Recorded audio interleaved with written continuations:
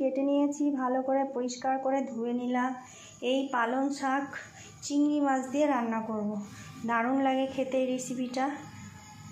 হয়েছে, এবার জিরে ফোড়ন দিলাম আর কাঁচা লঙ্কা ফোড়ন দিলাম।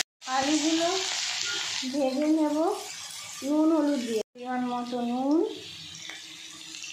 আর হলুদ দিয়ে আলুগুলোকে ভালো করে ভেজে নিলাম। এবার একটু ঢাকা দিয়ে দেব।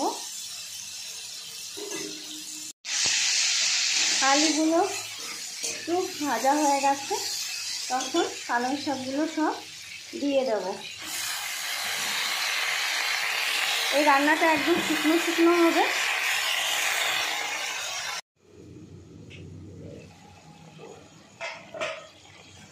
শাকটা প্রায় হয়ে এসছে, এবার ভাজা চিংড়িগুলো দিয়ে দেবো। এটা শুকনো শুকনো রান্না হবে।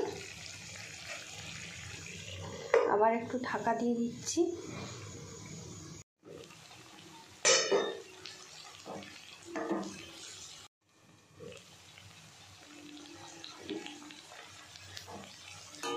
হয়ে গেছে প্রায়, এবার চিংড়িগুলো দিয়ে দেবো।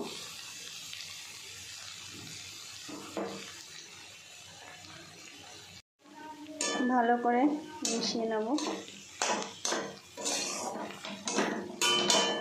এই পালং শাক দিয়ে চিংড়ি দারুণ লাগে খেতে। একটু ঢাকা দিয়ে ডিম আঁচ করে রেখে দেবো। হয়ে গেছে। এই রেসিপিটা যদি ভালো লাগে তাহলে লাইক করবে, কমেন্টে জানাবে আর শেয়ার করে দেবে।